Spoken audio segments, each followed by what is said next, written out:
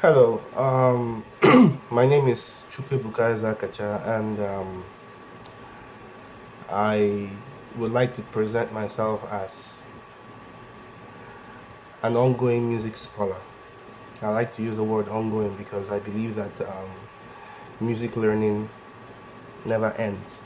So, um, I want to tag this video as music appreciation versus musicianship. The reason I want to do this is because um, over the past few days, I've been in various online discussions and debates due to my very unpopular position concerning a viral video on social media, an Igbo translation of G.F. Handel's Hallelujah chorus from Messiah. Now, for non-Igbos and non-Nigerians who will see this video in one way or the other, I want to state clearly that Igbo is the predominant language spoken in the southeastern part of Nigeria, and as it happens, I am an Igbo man, full-blooded, and I believe that I have a very good grasp of my language. So, due to my unconventional approach to critiquing the said Igbo translation of Handel's Hallelujah, I've been called so many names on social media. You know, I can understand that people have said a lot of negative things about me and to me, even questioned the authenticity of my musicianship. But that's not what I'm here to talk about, okay? And well, I choose to commend the effort of the choir and the orchestra that performed it. Was it the best I have seen? No. But was it worth applauding? Infinitely yes. On that note, I'd like to make one thing clear. Music appreciation may apply to everybody, but musicianship applies to trained musicians. Here lies my discontent with the concept and the output of the Igbo translation of Hallelujah. It is wrong. It is wrong to force language into music without giving due consideration to the tonal inflection of that language. Therefore, in African music, particularly Igbo music, the melody and most times the harmony of a piece of music is primarily conditioned by the tonal inflection of the language. Simply put, language determines pitch, text guides music. The reason for this approach is because of the need to retain the originality and authenticity of the meaning of the language. You need to consider that when writing or translating languages into music, one has to give great thought to the presence of homographs. Now, what are homographs? Two or more words with the same spelling but different meaning or pronunciation. Yeah, I saw the video on Choral Hub. It's a Facebook page. It's a Facebook blog that deals with choral music, African choral music. And this translation was done by Professor Yomi Daramola, and it was performed by the Day Spring Healing Streams of God during their 2016 Christmas concert. So I'm going to play the song, and as I'm playing it, I will dissect what I need to, talk about from the music. All right, let's go. Hallelujah, hallelujah, hallelujah, hallelujah, hallelujah, hallelujah, hallelujah,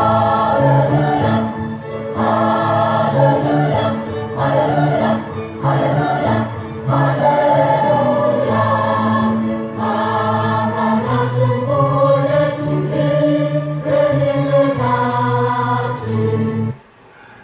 That's point number one. Makana chukwu onye ji ike niile na-achị.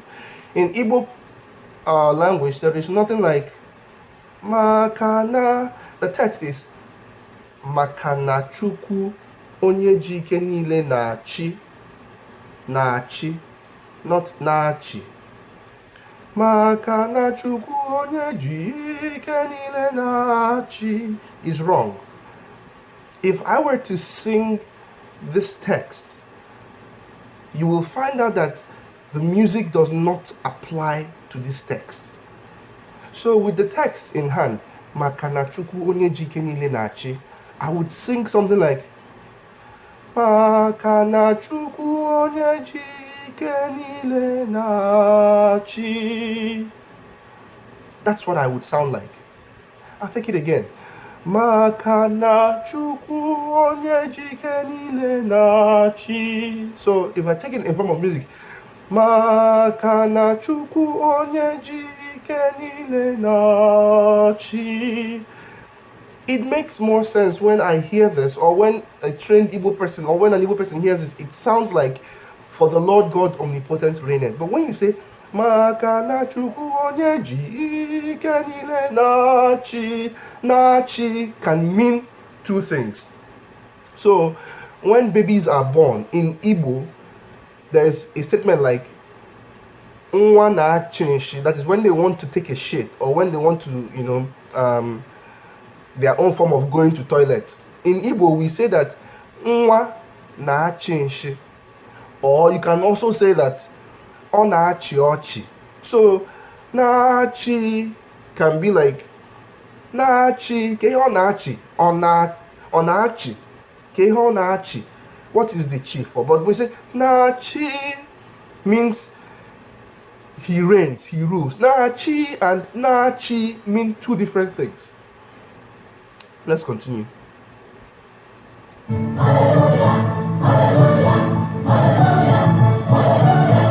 Again, maka na Chukwu onye ji ike niile na-achị. Wrong.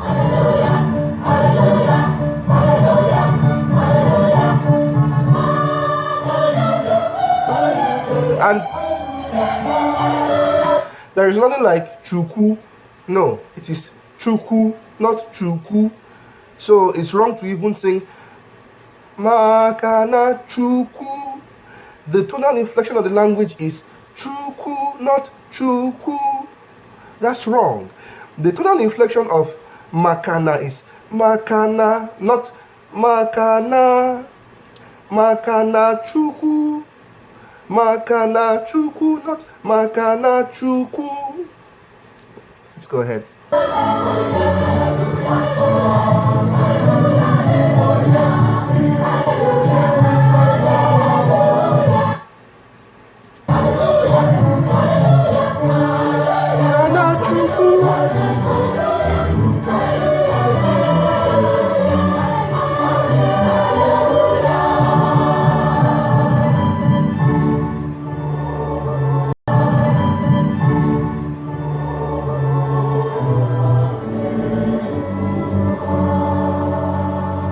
Now, the English text of this part reads, the kingdom of this world. The kingdom of this world.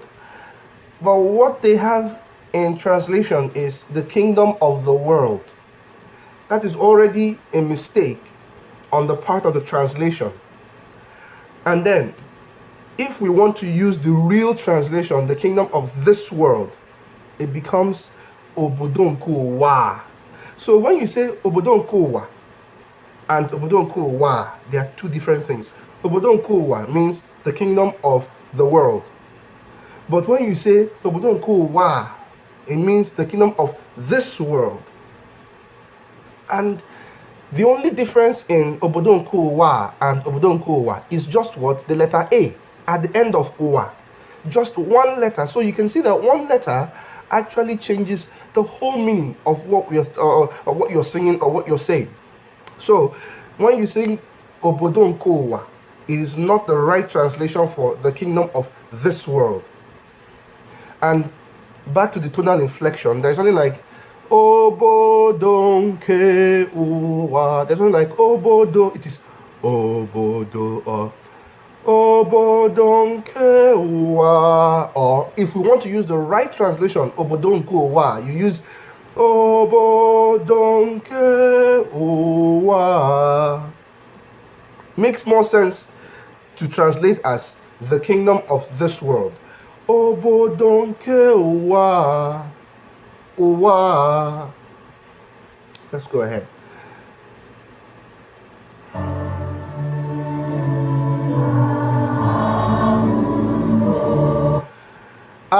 Aburugo has become or is become. Old English is become. But it translates also to modern English as has become. So if it is the kingdom of this world has become, for the sake of modern English, the kingdom of this world has become, then it should be obodo nke ụwa aburugo, not aburugo. Not aburugo, is aburugo. But what they sang here is obodo nke ụwa aburugo, instead of aburugo or aburugo, aburugo, not aburugo. Tonal inflections of the text should condition the music. I said that at the beginning of the video. Let's go ahead.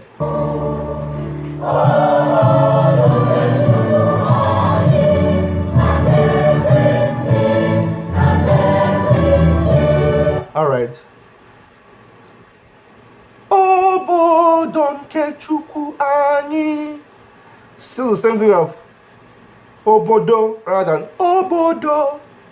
Now the part I want to talk about is Nanke Christi. Nanke Christi. It ends with Nanke Christi. These are two different things. Nanke Christi. Nanke Christi. In Igbo, the way we refer to Christ is Christi. Christi, not Christi, because we know that Christi is a short form of people who answer the name Christiana. So it's Christi. Someone who answers the name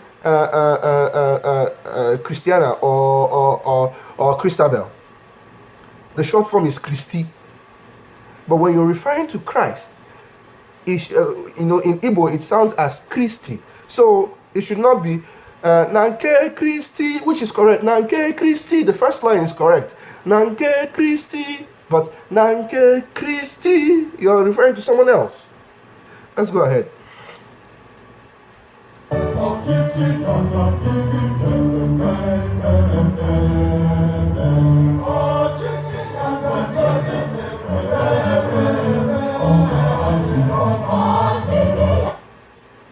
Ochichiya, Ochichiya, Ochichiya, God, you know it's Ochichiya, Ochichiya. So the pitch of the language has relationships to each text. So each text pitch has a relationship to the next text. So you need to understand the pitch relationship of texts before you set them to music. Ochichiya gadi ruemwe bebe. That's the translation. And he shall reign forever and ever. I'm coming to the forever and ever. Ochichiya gadi ruemwe. So when you say ochichiya, it should be ochichiya, ochichiya, ochichiya, ochichiya. But you cannot sing Ochichiya. No. Ochichiya is not Igbo. Then, and he shall reign forever and ever is ebebebebe, not mbebebe. Their translation here is Ochichiya gadi ruembebebe. Ruembebebe is forever. But when you have forever and ever, it is ebebe, ebebe. You need to put that second one. That's why you have and ever. It's just like in Efik. In Efik, you have kensinsi, that's forever. But if it's forever and ever, it's kensinsinsinsi.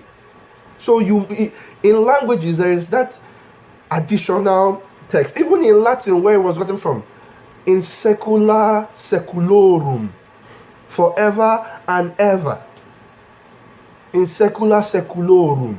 Seculorum is like an extension of I'm not so fluent in Latin, but I can tell you that that's what it means. All right, so let's just go ahead.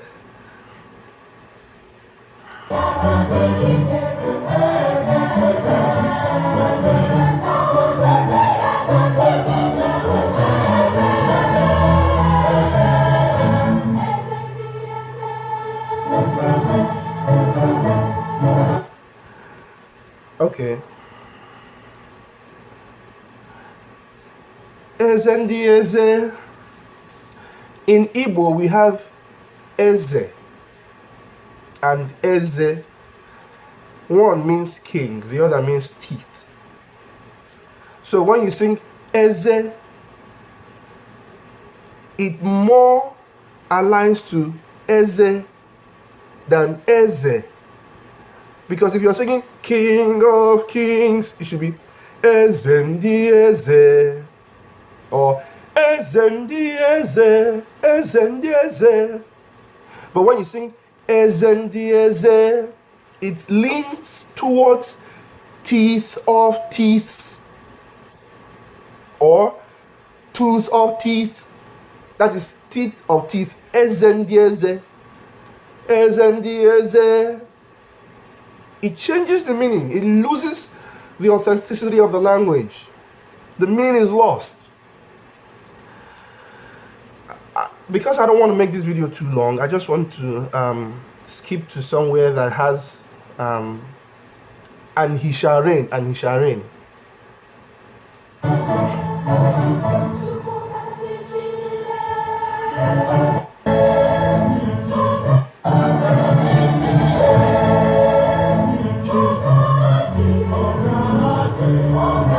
So the sopranos, the altos, and the tenors are while the basses are singing Ochichi Yagadi, the tenors, the altos, and the sopranos are singing Ogachi, Ogachi. That does not mean and he shall reign.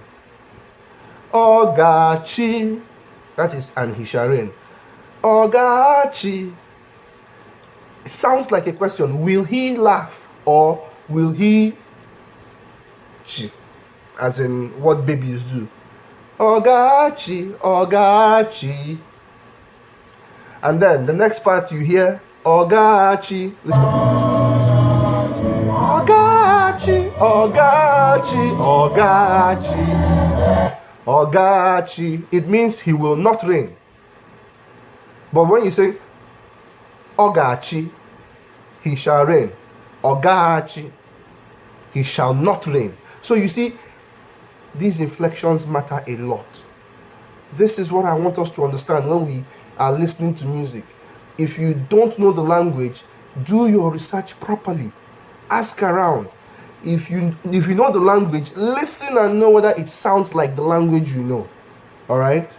Thank you very much, and I hope we can become better music appreciators from this video.